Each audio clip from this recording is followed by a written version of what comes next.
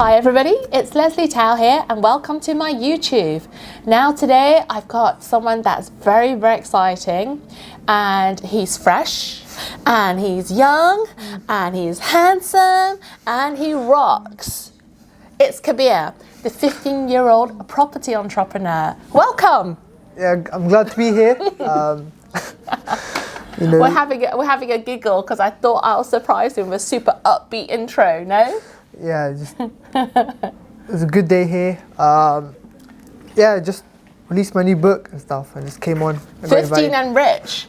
So before we get onto the new book, I've got questions for you, Kabir, because one of the reasons why I was so interested to meet you, actually, I was supposed to meet you a bit earlier than this, but I invited you to come to a Success Resource event. I had a free ticket. Yeah, but I got so busy that I was running around that I didn't actually bump into you, right? Did you enjoy that event, by the way? Yeah, it was a good event. I enjoyed the speakers and just meeting more people as well. Who was your favourite speaker? It'd probably be Gary Vee. Yeah? Yeah, it was Gary Vee. Fantastic. Yeah, but it was a good event. No, the problem with that event was the place was too big. I was trying to find other people as well. I couldn't really bump into them. So you didn't find anybody in the end? I did find a few people, but not most of them. I was surprised. People told me afterwards, "Oh, I was at that event." I was like, "Oh, I didn't know." You should do a Facebook call out, right? That's true. Yeah. Well, hey guys. So Kabir is very interesting because he has written a book. He's only 15. Mm-hmm. Were you 15 when you started? Yeah. Yeah. So he's done a lot in a year. Yeah. And we still haven't finished yet. Yeah. Yeah, done a lot. And I don't know anybody else who's this young and investing. And obviously, one of the biggest hurdles for a 15-year-old, I think there's two, correct me if I'm wrong. One is confidence. Yeah. Okay, and the other one is actually being able to talk business with people that you consider adults, right? Yeah. And so I think you're amazing. All right. So I think you're going to inspire a lot of young people and older people too, because you're just, in my head, you're fearless. So could you share some nuggets with us, about how you got into property and your journey so far? Yeah, so one day I was at home, I was just sitting on my chair, my brother walks in, he smashes open the door, he opens my laptop and he starts typing stuff. I'm like, what are you doing? He's like, oh, I found out about a thing. I said, yo, he said, yo, I found out about a thing called rent to rent. You can make money quick and easy. Of course, that's not true, but he said that. I was like, all right. And then he was trying to explain it to me. He was like, you can get someone's property and relay it out and make money. I don't know what he was talking about. So after he left, I went on Google and I searched up rent to rent, and it led me down a rabbit hole of books, videos, and just free events. And I just started reading books and looking at all the content on YouTube, just trying to absorb everything. And then I booked my first event with my friend Ayush. We were excited. Hello Ayush, I've heard a lot about you. Yeah, we were excited. We had our suits on, we're in Farrington, we had our bags, everything. When we went there, Farrington's a nice area. It's like high end, and it was the only dodgy corner. It was like in a tunnel kind of corner with gate, and it was dodgy and damp and all that. But everywhere else was nice. So the guy walks out and he says to us, "Oh, you here for the property event?" We're like, "Yeah." And then he's like, "All right, come with me." And then we're like, "What the hell?" Was he quite young as well, or not really? No, he wasn't. He's kind of, I don't know his age, but he didn't look that young. Okay, I was older than you there. Yeah. And then he led us through and he said, "Oh, this place is going to be jam-packed today." Only 3 people was there, me, my friend, and some other teenager. He was 18 at the time. And yeah, when we went inside, he was like, "All right, guys, your life's going to change today." Stuff like that. We're getting hyped. We're like, "All right." And then he said, in your suits? Yeah. So I've just got this image of 2 15-year-olds and 18-year-old getting hyper. Yay. And then he said, deal sourcing's when you get a deal and you package it up and sell it. Yeah. Now we already knew that because we've read books and watched videos, so we're like, okay, he's gonna explain it more in depth, but he didn't say anything else. And he tried to sell us a 2-day course for £12,000, and we're like, look, we're 15, we can't afford that. and blah blah, you know. And he was like, oh, can your parents afford it? Can they take out a loan? So we were just like, all right, we need to get out of this. So we just made an excuse and we rushed out of it. But that, yeah. So that's the story. That's how it started. Yeah, that was the first event. Wow. So guys, I'm just going to cut in here really quickly, because if you're paying £12,000 for a two-day event, that is too much. Yeah. Yeah, don't do it, okay? You need to do more research on who you want to do a bit more training with, okay? But that is definitely too much. I haven't heard of anything like that before. Yeah, I know. Same. Yeah, that's like one of our annual prices. Yeah, same. Like when he said 2 day for 12K, we're like, what? Did you like? Yeah, I've got too much wax in my ear. Like, we've heard of courses that are like 12K, but they're like 12 months, not 2 days. We were like, okay, that's too much.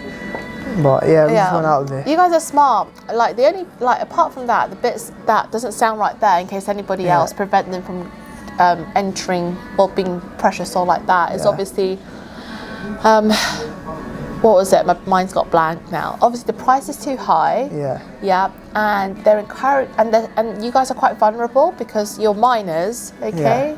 2 minors in a room. The 18-year-old, I'll push him in. I'll consider him a minor as well. So vulnerable young people. That's not cool. And you should have a bit more information, right? Was there a brochure or anything? No. Okay. It just sounds really weird. Yeah. And telling your parents to get a loan out is really weird too. Yeah, that was weird. So I'm glad you legged it, basically. Can't wait to speak to Ayush about this as well. Yeah. To get his apparently he saw the trainer on the street. I'm like driving by in his car.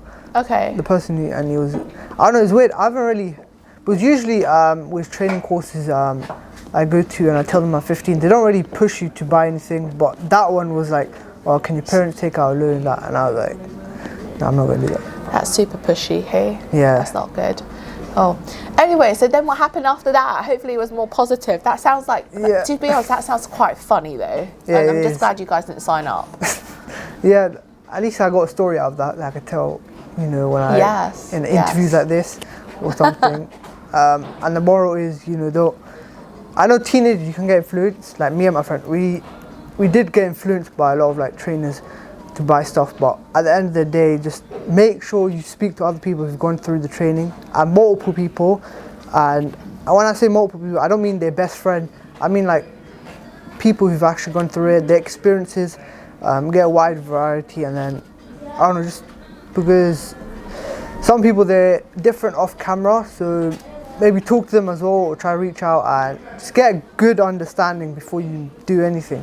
How many sort of teachers or trainers have you sort of gone through or experienced? I've gone through a lot. I've gone through a lot of trainers, but most of them I didn't know like that well. I just went to a free event and I didn't know most of them. They were just there and they were just training, and they said, my name's this, that. I didn't know them, but I've had good training. There are good trainers out there, but I'm not saying that it's bad trainers, but there are some people who try to maybe pressure you into something. Just take a moment and think about it before you do anything. That's very good advice there. Thank you, Kabir. No problem. So what's the biggest deal that you've done so far since, you know, starting this property journey? So I've sourced on a rent to an SA 2-bed Canary Wharf to an investor. Actually, that was like last week as well. I just did that. Amazing. And yeah, the agent's happy. I paid her. She's an old woman. She got happy. How much did you pay the agent?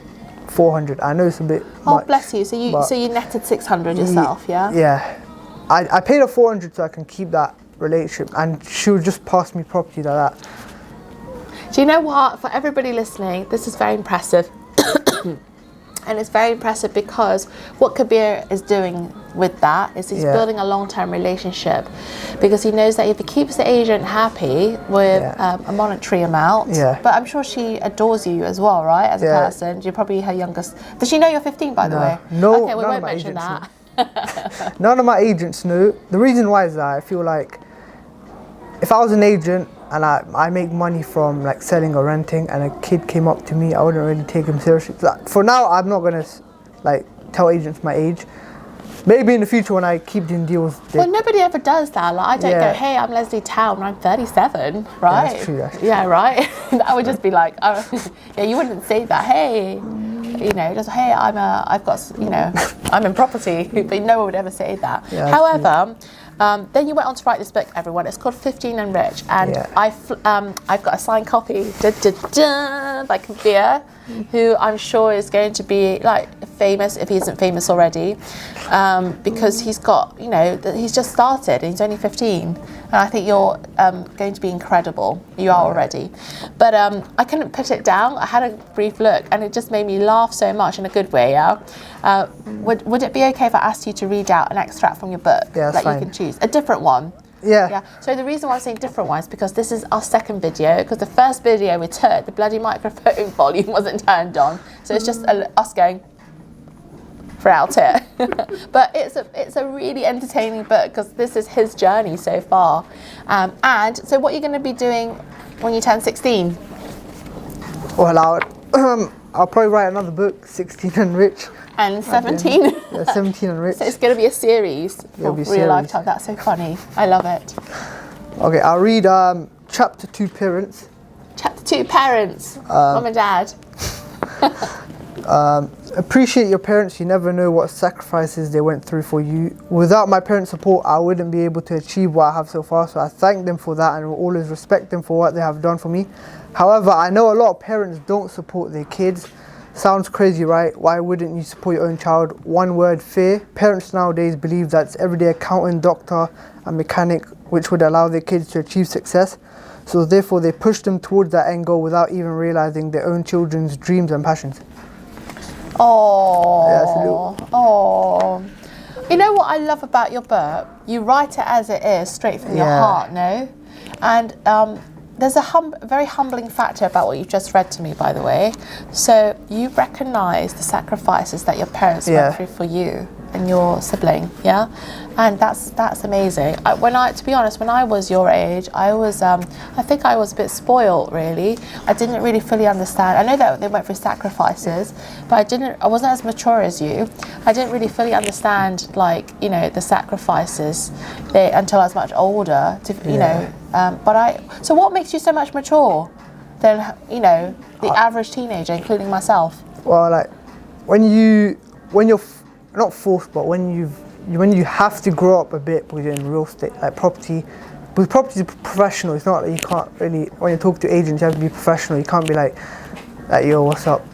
Like, you kind of have to grow up a bit, and I don't know, you have to grow up a bit when you're talking to agents and like you're in this kind of game. I'm not saying that, you know, with my friends I'm like professional, but I'm saying it kind of forces you to become mature. Yeah, okay, so you're saying that your property journey has made you mature. Yeah. I suppose you actually probably learnt a lot and grew up in this 1 year. Yeah. Or less than 1 year. That's amazing. And what got you into this mindset? You know, this is something we touched on in another conversation, but could you share it with everybody? So now, why are you so driven? What makes you different from everyone else? So one day, I don't know why, it was summer and it was hot as hell, so I couldn't go to sleep. So I was just in bed and I was just thinking, like, I don't know, I just think randomly. And one day I was like, yo, before we're alive, we don't remember anything, right? Like, there's nothing, like, you don't remember anything before. So I was like, what if you don't remember it? Like, nothing afterwards, if there was nothing afterwards. You're only here for like 90 or 80 years, and that's it. The universe will still go on for billions and millions, whatever. You're gone. You just have this little, like, just little time space. And I was like, I can't waste it. I don't want to be the next mechanic or worker who won't be remembered for nothing. You know, I want to be that guy who like help people out, change their lives, and just like leave a legacy behind, and like just to prove a point that, because I've seen that teenagers, they say, I can't start until I'm 18 because of this, that, and I'm like, no, you can start now. You can do it now. Don't waste 3 years or 2 years waiting until you're 18 just to start, because time, you won't get time back. Time is something you can't get back, so I don't want you to be 18 and then regretting not starting earlier, because you could have. And that's what it is. Yeah, you're giving advice already, hey? Yeah. Yeah, and are your friends inspired with your achievements so far? Because since, like, in your journey, you've been to different trainings, I've seen, and you've made some money recently, and now you've got a book launch. So what are your friends thinking? Yeah, they're just like, yo, how do I make the money? But teenage. No, I need to go buy some sweets. Or no, that was my generation. We need to go buy some gadgets. Yeah, teenagers were drawn to money, I guess. But like they saw the 1K and they were like, yo, how did you make that? Is it easy? Blah blah. I said no, it's hard. It took months. Can you tell us a bit about that? So it took months for you to make this. Yeah, but it was a lot of learning curves, and because I am 15, there's more things that I had to kind of understand. Yeah, understand and try to go around. Yeah, because I can't have a company under my name and all of this that. So I had to kind of teach myself through failures, and then other people like TJ helping me out, which I'm thankful for. Hello, TJ Atkinson.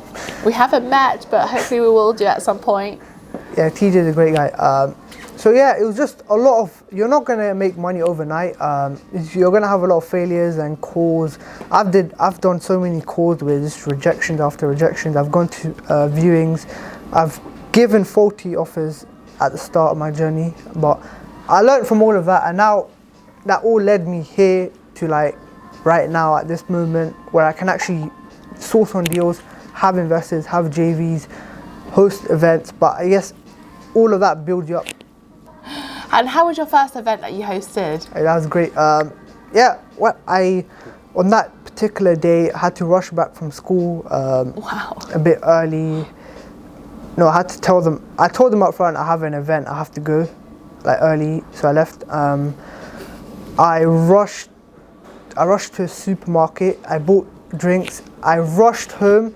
I changed into my suit, and then I rushed on the train with some big bag that I had to like carry around. You're so funny. I respect you in every way, but you're so funny. It's just this picture of you running around in your school uniform. Okay, keep going. Then I had this massive bag on the train, and then there was a fight on the train. Oh no. Some old woman, and I was like, I'm not bothered. And then I ran out the train, went to the office. No, I had to catch the bus. The bus was late, and then I went on the bus. And then I went into the office, and TJ was just there. He was just like sitting there. And then I put the stuff in. I did a live with TJ, and then I actually thought no one would show up because it was. I think the time I said was 5 to 8, and it was 5:10, and no one was there. But then at the end, like 8 people did show up, so it was good. High five! That's amazing. Yeah, 8 people did show up. For a first event, it was good. Very good. Yeah. Very good. No. It was good though. Yeah, I thought like no one would show up, so I was like getting worried. But TJ said something like, he was like, at least if no one showed up, at least you tried, something like that. So I was like, yeah, that's good. Bless you. Yeah. Well, I can't believe you're still only 15 and you started this journey when you were 15. That's and since true. then you attended multiple events, had your own event, written a book. Yeah. And what else have you done? You've spoken in public speaking in front of loads of people as well, right? Yeah. Yeah. So what else would you like to do? 2020, new year, you'll be turning 16 this year, right? So what's your 3 biggest goals for this year? Take on SAs under management, because sourcing is all good and well, but I want cash flow at the end of the day. Yay! I love cash flow. Talk in front of a bigger audience, like 200 plus people. Amazing. I'm already having that sorted out, like keynote speaking and all that, but I don't know. I've written down some goals, but I don't remember. Last one. The last one. I think it was. Yeah, it was to inspire more teenagers. I have inspired teenagers like right now. You certainly have. We've got a mummy who's currently in Trevor Cutmore's masterclass. Yeah. And her boy is 11. Is he? No, 14. Sorry, Jay. Yeah, he's 14, and she's been telling him to watch your videos, right? Yeah, that's good. Hey. Also, grow my channel as well. You have a very niche industry that, like, we are not 15, so we can't go back in time to do what you're doing. But I think that you're amazing and you're inspiring. Yeah. Okay. So you've definitely inspired more people already. Yeah. So I'm interested to see how that's going to go, because I'm sure this won't be the last time I'm going to see you. I'm going to track your progress. Well, since you know I do rent to rents, do you have any questions for me that you think I can answer to help the greater audience who are watching here? Yeah, one question. A bit nervous. I hope I can answer it. Rent to rent. Let me think. I do HMOs and SAs, so.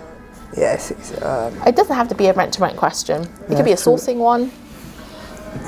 Yeah. How would it's on spot, but trying to think what. It's all right. I'll have a sweet in the meantime. Trying to think. Yeah. What? Actually, let me ask you. Why did you choose property instead of like anything else? Why did you go into property? Was it like rent to rent and just attracted you, or what was it? I actually started my property journey. So this is still really old, by the way. When I was 30, and this is when I was in Dubai. So this is like 7 years ago, and I actually got scammed because I was working as a lawyer there, and I was buying property by leveraging my salary, but I had to raise the deposit monies. But I was purchasing, I think it's the fourth or fifth property, and it was an off-plan hotel studio. And it was in a really great location, so I was already wanting to get into the holiday let stuff, ching ching. But then the developer was a small developer. I think it was a Bahraini developer, and the son of the owner of the development company ran off with the funds. So he paid all this money in cash, and then he ran off with the funds. And I'm a lawyer, and I thought the money was protected in escrow account. They had a very famous law firm representing the developer, so it appeared to be all watertight. But then you never know, right? So by that point, I did negotiate to get the monies back, and we did manage to secure 90% of it back, but we still had a 10% loss, which was still quite a big one in cash. So I wasn't confident to keep raising the money, given that had happened. So that's when I got into rent to rents, because now I have X amount of money left. How am I going to build my cash flow? Right, so rent to rent, guys, subleasing strategy. I started it like 7 years ago in Dubai, and when I came back to the UK, and I just started from scratch again here, then it was easier. But like you, I went and got myself educated to see what the property investing landscape was like in the UK, and what are the legalities here, etc., for this kind of business. Yeah, in a nutshell.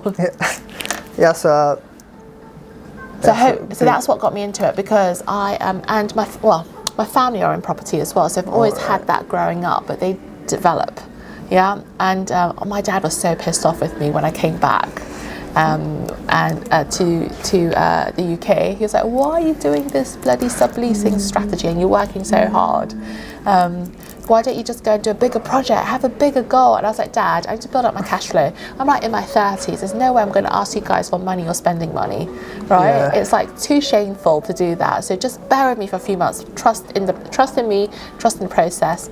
And although they were still pretty pissed off with me then, because they're like, you were educated as a lawyer, blah, blah, blah, blah, blah. Why are you working on these small deals? But now they understand it. Because from there, we've got over 60 units now. We've got a team that are managing the business, our family's portfolio as well, etc. And obviously all these different businesses that have sprung up because of my expertise now in this area. So that's the story. In a real nutshell. That's a crazy story. That's a crazy story. I don't know, but just.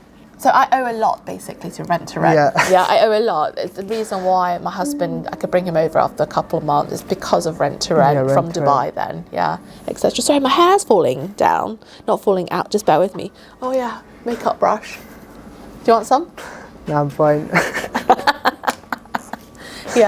Right, so have you got any other questions for me? Well, I had one, I just forgot. Oh, did you? Okay. But, I don't know. Just ask me one that's not about me. Ask me one that will help you and someone else. Someone would help me. Sorry, did you want to ask another one about me? I forgot. It was something. I was going to ask something, but I forgot. It was about rent to rent. Yeah. The thing. Do you work with developers like to get rent-to-rents for like. I've heard people saying, I work with a developer right now, but people say when a developer finishes building like an apartment, you can approach them because you just want to sell it off quick or rent it out. Yes, you can. Yeah. We do work with developers, but they are private landlord developers, so it's not like massive developments, small developments. Like we've taken over a few blocks that came as part of the portfolio, and the landlords are still developing more property. So yeah, we do work with them. And for example, in Cambridge, I am aware of other developers who, you know, they do want to, ideally, I think for most developers, they just want to sell. And their plan B is, if it doesn't sell, they'll probably refinance, but they need to make sure the units are rented out. So of course you can approach them, but what's your angle? Yeah. What's your angle? Yeah. Does that answer your question though? Yeah, it does. Yeah, because I was working with, right now I was working with one developer. He's in London, and I viewed this, his like...